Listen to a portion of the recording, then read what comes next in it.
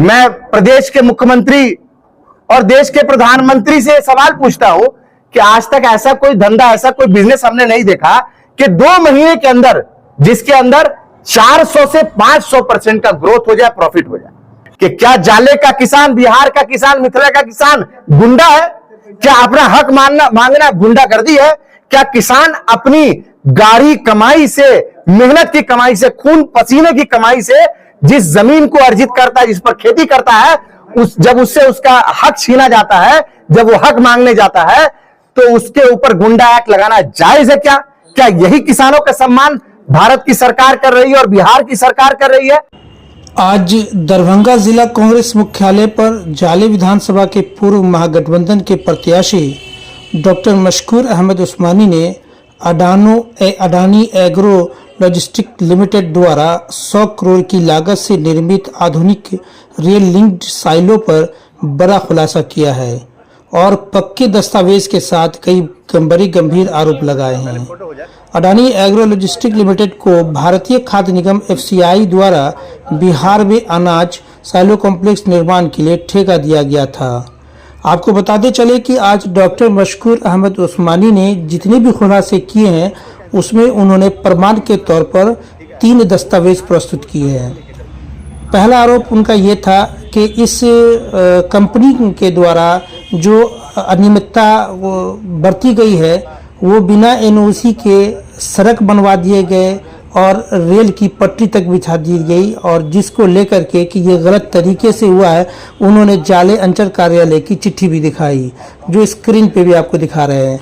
साथ ही साथ उन्होंने एक दूसरा बड़ा आरोप ये लगाया कि जो किसानों की ज़मीन थी उसे बहुत ही कम कीमत पे खरीद करके और बिचौलियों के माध्यम से अडानी ग्रुप को ज़्यादा कीमत पे बेची गई है। इसका भी उन्होंने एक दस्तावेज प्रस्तुत किया जिसमें यह साफ दिख रहा है कि किसानों से जैसे तैसे कीमत पर यह ज़मीन खरीद करके ऊंचे कीमतों पे अडानी ग्रुप को बेची गई है। तीसरी अनियमितता का प्रमाण उन्होंने ये दिया कि ये अनियमितता हुई है, इसको भी जिला प्रशासन ने लोक शिकायत निवारण कार्यालय के माध्यम से इस बात को स्वीकार किया है कि अनियमितता बरती गई है। आपको बताते चले कि इस पे एक ताज़ा अपडेट ये है कि 20 मार्च 2025 को जो ज़मीन अधिग्रहण किया गया था उसकी जमाबंदी सचिवालय से जो उसको रद्द कर दिया गया है। तो इसको लेकर के डॉक्टर मशकूर अहमद उस्मानी ने क्या कुछ खुलासा किया है, चलिए पूरी प्रेस कॉन्फ्रेंस आपको दिखाते हैं। Bureau report, Darbhanga. जाले विधानसभा के अंदर, जाले प्रखंड के अंदर सहसपुर एक गांव पड़ता है, एक पंचायत है जिसके अंदर अडानी का एक बड़ा प्लांट एस्टैब्लिश हुआ, अडानी एग्रो लॉजिस्टिक लिमिटेड के नाम से।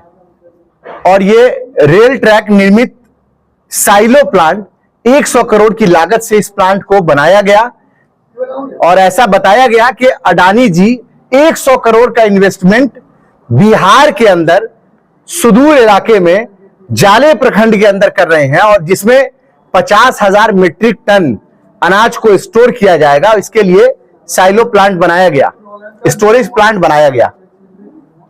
जब इसकी गहराई तक हमारे कांग्रेस के नेता, हमारे कांग्रेस के कार्यकर्ता और कई सारे सामाजिक कार्यकर्ताओं ने इसकी गहराई को नापने की कोशिश की कि इसमें कितनी सच्चाई है और किस तरह से इस साइलो प्लांट का निर्माण किया गया है, तो मालूम यह चलता है कि इसमें भारी गड़बड़ी हुई है। हमारे पार्टी के नेता कार्यकर्ता, सोशल मीडिया के विधानसभा के अध्यक्ष, हमारे साथी केशव ठाकुर जी ने लगातार इस विषय को लेकर DM साहब के यहाँ, ADM साहब के यहाँ, बिहार सरकार के सचिव के यहाँ, संबंधित विभाग के CEO के यहाँ तमाम जगह आवेदन लगाया, तमाम जगह जानकारी हासिल करने की कोशिश की और बहुत खतरनाक तथ्य इसमें सामने आए हैं जो मैं आज आपके सामने रखने जा रहा हूं। सबसे पहले तो यह बताया गया कि इस प्लांट को बनने के लिए जो जमीन अडानी ग्रुप लेगा उसका मुआवजा वहां के किसानों को मिलेगा, लेकिन आज प्लांट बनकर तैयार हो गया है, आज तक किसानों को उसका मुआवजा नहीं मिला। कई सारी सरकारी जमीनें हैं जिसको अडानी ग्रुप ने अपने अंदर समावेश कर लिया, अपने साइलो प्लांट के अंदर समावेश कर लिया। तो सरकारी जमीन के ऊपर इलीगल इंक्रोचमेंट का भी मामला है, किसानों को उसका मुआवजा नहीं मिलने का मामला है, साथ ही साथ उस प्लांट के अंदर बिना किसी एनओसी के रोड बनाने का मामला है, बिना किसी एनओसी के रेल ट्रैक बनाने का मामला है, और वो भी सरकारी भूमि के ऊपर यह मामला है। इतना ही नहीं, राजस्व चोरी की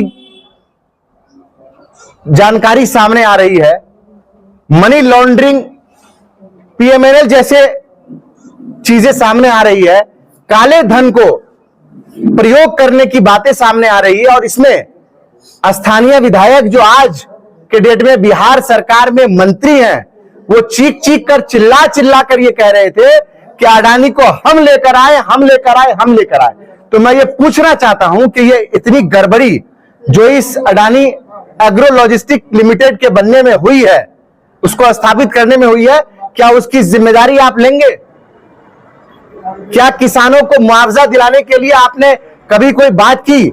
जबकि वहां के किसानों ने, जाले के किसानों ने, या जिनकी भूमि थी, जिनकी जमीन थी, जो एग्रीकल्चर लैंड थी, जिस जमीन पर वो खेती करके अपने परिवार का गुजर बसर करते थे, वो जमीन उनसे छीन ली गई, उसको मुआवजा नहीं दिया गया। और जब उन्होंने इसका प्रतिरोध किया, विरोध किया, तो उनके ऊपर एफआईआर करा दिया गया। और ऐसा नहीं है कि किसी एक जात, एक समुदाय के लोग इसमें हैं, तमाम जात, तमाम समुदाय के लोग इसमें हैं। तो मैं ये पूछना चाहता हूं आपके माध्यम से कि ये जो गड़बड़ी हुई और उसका विरोध किया गया, उसके ऊपर एफआईआर भी कर दिया गया। एक व्यक्ति है नितिन, उनके ऊपर गुंडा एक्ट के तहत कार्रवाई की गई। जब कोई किसान इस देश के अंदर अपना हक मांगता है तो उसके ऊपर आप कार्रवाई करते हैं गुंडा एक्ट के अंदर। तो मैं इन्हीं सब बातों को आपके सामने रख रहा हूं। दो तीन जो महत्वपूर्ण चीजें हैं वो मैं आपके सामने रख रहा हूं कि सहसपुर पंचायत के अंदर राजस्व थाना नंबर 5, खाता नंबर 813, खिसरा नंबर 1909 और मौजा जाले खिसरा नंबर 4405, ये गवर्नमेंट की लैंड है, सरकारी भूमि है। इस भूमि को illegally Vedansh infrastructure private limited, जो कि नोएडा की एक कंपनी है, बिचौलिया कंपनी है, और एक पीआरवीएस इंफ्रास्ट्रक्चर प्राइवेट लिमिटेड, ये दोनों कंपनी ने मिलकर इस सरकारी भूमि को इलीगली अडानी एग्रो लॉजिस्टिक को बेच दिया। कितना रकबा है उसका? इसका रकबा लगभग 1235 डिसमिल है और इस जमीन को बेचा गया। इतना ही नहीं, खेसरा नंबर 4405 मौजा जाले, इसके ऊपर बिना किसी एनओसी के कंस्ट्रक्शन किया गया। सड़क का सरकारी भूमि है, बिना किसी एनओसी के रोड का कंस्ट्रक्शन किया गया, रेलवे ट्रैक का निर्माण किया गया। और आप बोलेंगे कि मेरे बात में कितनी सच्चाई और किस तथ्य के साथ मैं बात कर रहा हूं, तो ये उसके दस्तावेज हैं। इस पे लिखा हुआ है कार्यालय अंचल अधिकारी जाले, कार्यालय अंचल अधिकारी जाले दरभंगा। ये कहते हैं कि जिस जमीन पर रोड बनाई गई, जिस पर रेलवे ट्रैक निर्मित किया गया, जिसकी वाहवाही स्थानीय विधायक सह मंत्री ले रहे हैं, वो सरकारी भूमि है। बिना किसी एनओसी के उस पर रोड बनाया गया, उस पर रेल की पटरियां बिछाई गई। आखिर किस बात की वाहवाही ले रहे हैं? आप तो कहते हैं कि हम सरकार है और सरकार अपनी भूमि किसी प्राइवेट कंपनी को बिना कोई पैसा लिए हुए, बिना किसी मुआवजा के दे रही है। और इतना ही नहीं, बिना एनओसी के उस पर यह कार्य किया गया। ये उसके दस्तावेज मैं आपके सामने रख रहा हूं, आप प्रेस वार्ता के बाद हमसे ले सकते हैं। और ये जो काम किया गया, ये सरासर Bihar public land encroachment act 1956 का उल्लंघन है और इसके तहत उन पर कार्रवाई होनी चाहिए, क्योंकि ये दोनों लैंड गवर्नमेंट का लैंड है जिसको इंक्रोच किया गया। इसके ऊपर एसआईटी का गठन होना चाहिए और जो बिचौलिया लोग, चाहे वो वेदांश कंपनी की ओर से रखे गए हो, चाहे वो पीआरवीएस इंफ्रास्ट्रक्चर की तरफ से रखे गए हो, चाहे वो अडानी एग्रो लॉजिस्टिक की तरफ से रखे गए हो, चाहे वो स्थानीय विधायक सह मंत्री के गुंडे और उनके द्वारा बिचौलिया जो लाए गए हैं, उनके ऊपर एफआईआर होनी चाहिए। और ये 420 का मामला है। आईपीसी की धारा 420, 467, 468, 471 और 409 के अंदर इसके ऊपर एफआईआर बनता है। और इसमें इन तमाम कंपनी के ऊपर जिसमें अडानी के ऊपर भी एफआईआर होनी चाहिए। हमारी ये मांग है आपकी प्रेस वार्ता के जरिए। दूसरी जो महत्वपूर्ण बात है वो राजस्व चोरी की बात है, रेवेन्यू को चोरी और मनी लॉन्ड्रिंग की बात है कि किसान से जो जमीन ली गई काफी कम पैसे पर ली गई, और इतने कम पैसे पर ली गई कि किसानों से वादा किया गया कि आपको ज्यादा पैसे दिए जाएंगे, वो पैसे तो उनको मिले नहीं, कम पैसे उनको मिले, आज तक उनका पूरा भुगतान नहीं हुआ। 90,000 रुपए में जो किसान से जमीन ली गई, अडानी ग्रुप को वो जमीन 15 लाख, 12 लाख और 10 लाख में बेची गई। आप बोलेंगे कि मेरी बात में कितनी सच्चाई है, उसका भी तथ्य हम आप लोगों के सामने रख रहे हैं, और पूरी शीट हम लोगों ने बनाई हुई है, ये भी आप हमसे प्रेस वार्ता के बाद ले सकते हैं। ये डीड की डिटेल है, इस डिटेल के अंदर पूरी 94 भूमि का सारा डिटेल है कि कैसे इन 94 भूमि को किस तरह से हथियाने की कोशिश की गई और किस लो रेट में इन जमीनों को बिचौलिए के माध्यम से खरीदा गया, और महज 2 महीने के अंदर, 2 से 6 महीने के अंदर जिस भूमि की कीमत लगभग 90,000 में किसान से ली गई, उसको कैसे 10-12 लाख में बेची गई। यह पूरा मामला जो किसानों से जमीन ली गई वो 5 करोड़ 64 लाख में ली गई, और यह रकबा 1235 डिसमिल का है। 5 करोड़ 64 लाख में यह जमीन ली गई, और 2 से 6 महीने के अंदर लगभग 21 करोड़ में इस जमीन को बेचा गया। अब आपके माध्यम से मैं स्थानीय विधायक, बिहार सरकार में मंत्री जो अपने आप को कहते हैं कि मैं सरकार हूं, मैं प्रदेश के मुख्यमंत्री और देश के प्रधानमंत्री से सवाल पूछता हूं कि आज तक ऐसा कोई धंधा, ऐसा कोई बिजनेस हमने नहीं देखा कि 2 महीने के अंदर, जिसके अंदर 400 से 500% का ग्रोथ हो जाए, प्रॉफिट हो जाए। Doctor Nawaz dental, skin, hair and laser clinic Darbhanga. इस क्लिनिक में बाल झड़ना, डैंड्रफ, गंजापन, पिंपल, चेहरे पर झुर्रियां एवं दाग धब्बे, सफेद दाग के निशान, चोट के निशान, चेहरे पर कालापन सहित हेयर ट्रीटमेंट और दांतों का संपूर्ण इलाज होता है। हमारे 2 क्लिनिक है। पहला क्लिनिक नियर मिल्लत कॉलेज रहम खां दरभंगा और दूसरी clinic Gangwara near Mithila power mill Darbhanga. ये तो पहली बार ऐसा देखा जा रहा है, और ये अडानी जी के मामले में हमेशा देखा जाता है कि जब अडानी जी की एंट्री होती है तो किसान को हक को मारा जाता है, और इसी तरह से उनकी जमीन को हथियाकर बेचने का काम किया जाता है। तो ये सरासर ब्लैक मनी का खेल इसमें लगा हुआ है, और बेनामी संपत्ति लेन देन अधिनियम 1988 और पीएमएलए 2002 का वायलेशन है।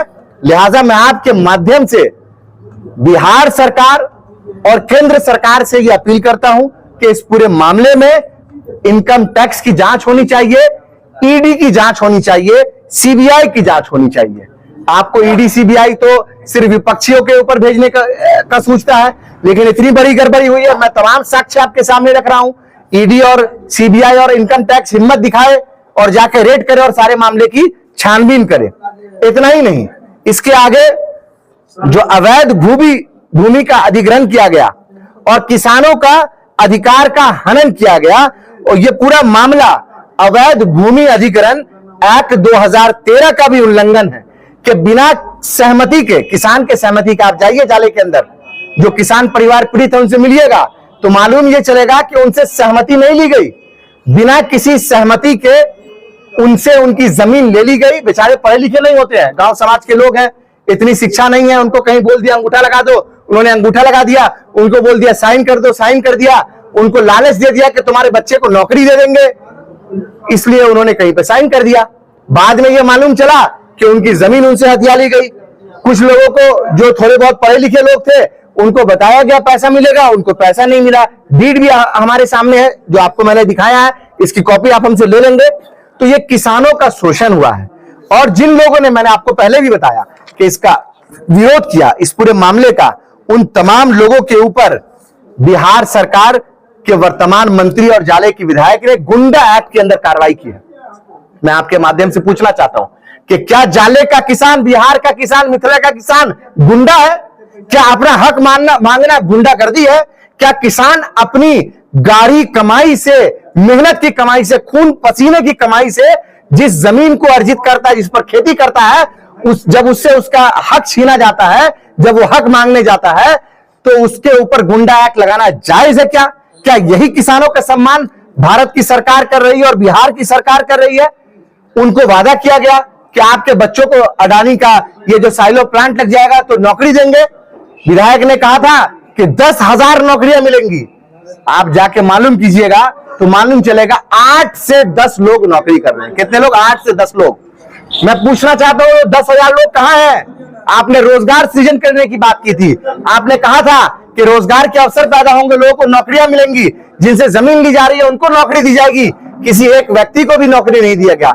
8 से 10 लोग जो नौकरी पर है वो केवल गार्ड की नौकरी पर है, क्योंकि प्लांट ऑटोमेटेड होता है तो उसमें नौकरी देने की जरूरत ही नहीं है, तो लोगों को झांसे में रखा गया।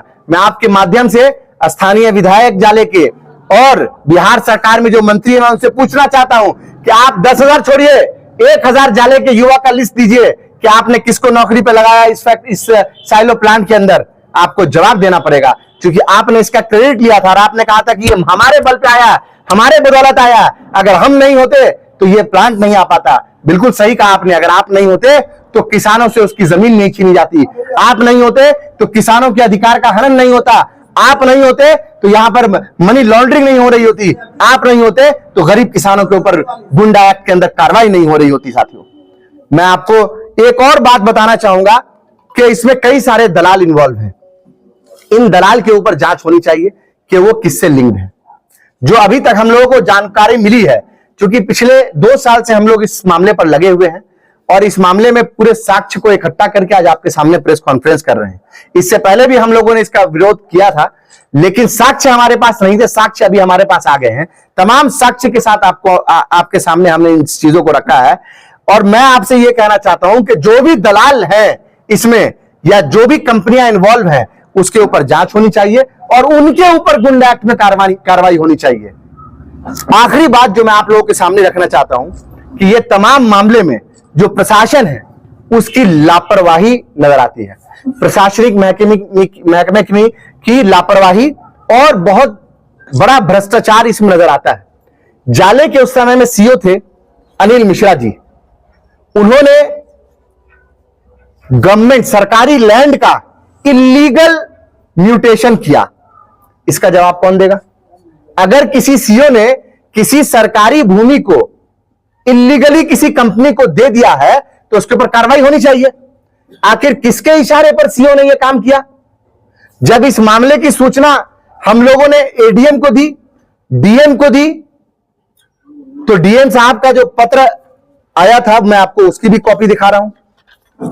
डीएम साहब ने माना कि इसमें पूरी तरह से गड़बड़ी हुई है, लेकिन ये डीएम साहब को जो पत्र लिखा गया उसकी कॉपी है। पत्र लिखा नहीं गया, डीएम साहब की तरफ से जवाब आया उसकी कॉपी है।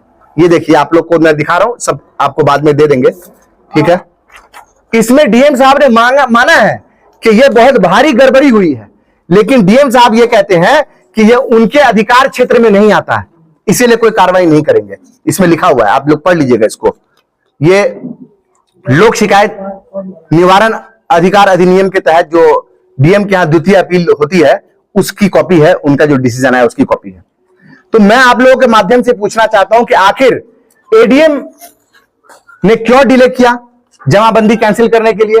हम लोगों को बिहार सरकार के सचिव के पास पहुंचना पड़ा, लैंड रेवेन्यू डिपार्टमेंट में। 1 साल पहले इसको रद्द हो जाना था, जमाबंदी को, म्यूटेशन को, लेकिन यह रद्द नहीं हुआ। जब सचिव का आदेश आया तो सचिव के आदेश के आलोक में एडीएम ने जमाबंदी को रद्द किया। एडीएम ने खुद से नहीं किया, 1 साल तक एडीएम सुनवाई को टालते रहे। तो मैं इस मामले में एडीएम के ऊपर भी जांच होनी चाहिए, इस मामले में सीओ के ऊपर जांच होनी चाहिए, इस मामले में तमाम उन पदाधिकारियों के ऊपर जांच होनी चाहिए जिनकी भूमिका संदिग्ध लगती है। जमाबंदी कैंसिल हो गई है। 20 मार्च को इसका ऑर्डर आ गया था सचिवालय की ओर से एडीएम साहब को कि आप इसको जमाबंदी कैंसिल कीजिए। लेकिन मैं ये पूछना चाहता हूं कि ये जो लापरवाही हुई है और ये जो भ्रष्टाचार हुआ है, इसमें अब तक कोई एफआईआर क्यों नहीं हुई है? क्या इसमें एफआईआर नहीं बनती है?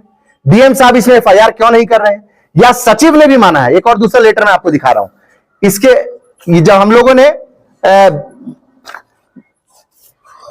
बिहार लोक शिकायत निवारण अधिकार अधिनियम के तहत विभागीय सचिव और प्रधान सचिव को द्वितीय अपील दिया राजस्व एवं भूमि सुधार विभाग को, तो उनका यह रिप्लाई आया। उनका रिप्लाई आपके सामने है। इसी रिप्लाई में बताया गया कि इसको जमाबंदी को कैंसिल किया जाए। अगली सुनवाई जो एडीएम की थी वो 20 मार्च को थी, उसमें इसको कैंसिल करने के लिए कहा गया। इन्होंने भी माना है कि गड़बड़ी हुई है तभी जमाबंदी कैंसिल हुई है। अगर गड़बड़ी नहीं हुई होती तो जमाबंदी कैंसिल क्यों होती, रद्द क्यों होती? जमाबंदी तो रद्द करवाई गई, लेकिन किसी भी भ्रष्ट अधिकारी और पदाधिकारी के ऊपर कोई कार्रवाई के दिशा निर्देश नहीं आए। मैं ये पूछना चाहता हूं कि सरकारी जमीन को बेचना किसी और को या किसी कंपनी के नाम कर देना क्या कोई आसान बात है? अगर नहीं है तो कार्रवाई होनी चाहिए। इसमें एडीएम और डीएम साहब को कार्रवाई करनी चाहिए कि क्यों ऐसा हुआ और कौन कौन लोग से इसमें इन्वॉल्व है। मुझे मालूम है कि बड़े लोग इन्वॉल्व हैं, विधायक मंत्री लोग इन्वॉल्व हैं, सरकार इन्वॉल्व है, इसीलिए मामले में कोई कार्रवाई नहीं हो रही है। अगर इन्वॉल्व नहीं होते तो जाले के विधायक और वर्तमान में जो मंत्री हैं वो उनको पैसा कहां से आता कि नर्सिंग कॉलेज खोलते अपना बैठ के? आप लोग को मालूम नहीं है, लेकिन मैं बता रहा हूं कि अपना नर्सिंग कॉलेज बना रहा है, बहुत बड़ा सा आलीशान बंगला बना लिया, अलग अलग जगह पे भूमि ले लिया। कहां से पैसा आया? क्या यह पैसा जाले के गरीब मजदूरों का, किसानों का, उनकी मेहनत की कमाई हुई जमीन का पैसा से आप नर्सिंग कॉलेज और अपना घर बना रहे हैं? इस बात का आपको जवाब देना पड़ेगा। साथ ही साथ मैं आपके माध्यम से मांग करता हूं कि इनकम टैक्स, ईडी और सीबीआई उनके संपत्ति की, माननीय मंत्री के संपत्ति की जांच करे कि पिछले 4-5 साल के अंदर में उनकी संपत्ति कितनी बढ़ी है और वो कहां से बढ़ी है, किस किस बिचौलियों को उन्होंने बीच में डाला अडानी कंपनी के कोई भूमि अर्जित कराने में। और इस पे जांच होनी चाहिए। दूध का दूध और पानी का पानी हो जाएगा।